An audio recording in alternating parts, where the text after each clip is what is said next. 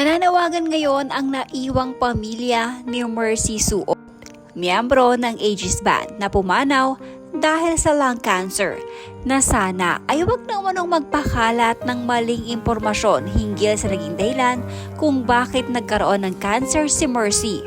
Marami kasing naglalabasa na di umano'y dahil sa pagkakaroon ng bisyo ng singer, kaya ito nagkaroon ng sakit. Marin itong pinapulaanan ng Aegis Band sa nilabas nilang statement. Nilinaw ng mga ito na walang bisyo si Mercy, taliwas sa mga lumalabas ngayong balita. Maging ang pagpapakalat ng ilan ng umano'y naging statement ng kapatid ni Mercy na si Juliet Suot ay mariin ding pinabulaanan. Pakiusap mula sa Aegis.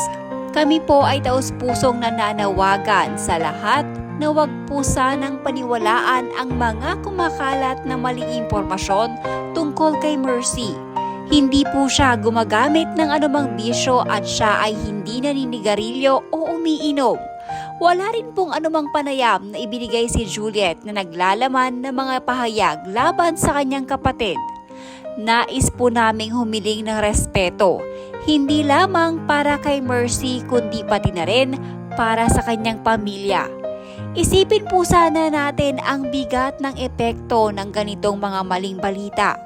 Sa paghahangad ng atensyon at clicks, nawawala po ang paggalang sa dignidad ng mga yumao. Sana po, makapagbigay ito ng pagkakataon sa lahat na magmuni-muni na maging mas responsable sa pagbabahagi ng impormasyon. Maraming salamat po sa inyong pag-unawa. To all who have and are sharing our grief for the passing of our beloved sister Mercy, in behalf of my whole family, I sincerely thank all of you for reaching out and sharing your condolences and sympathy at this very lowest point of our lives. Your kind words have been a beacon of light in the darkness, providing us strength during this most difficult time. And no amount of words could rightfully express our gratitude.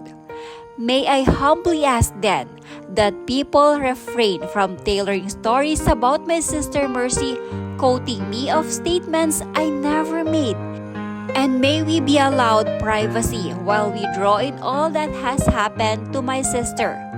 Allow me to reiterate, I, Juliet Sonot of Aegis, had never communicated with anyone for interviews and never made statements that Mercy was into any vices.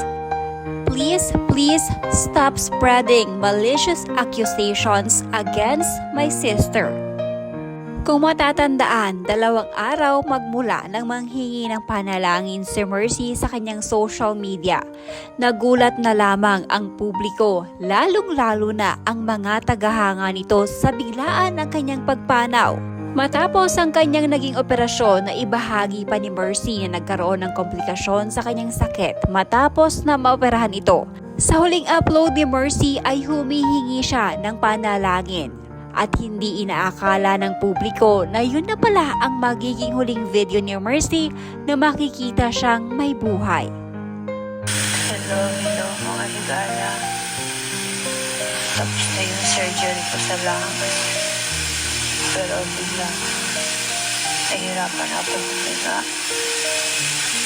So, dinala ako sa ICU. Tapos na yun. Ay, tubig pala, ay inflammation ng lungs ko. So, ginagawa na nila ng paraan. Sa pag-steroids ang pinainom sa akin ng doktor para sa inflammation. So, kaya pag-pray na ako, guys, please. Pag-pray na ako na natatapos ito pagsubok na ito.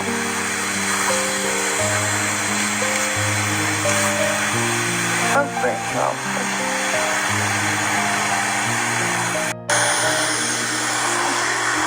Naging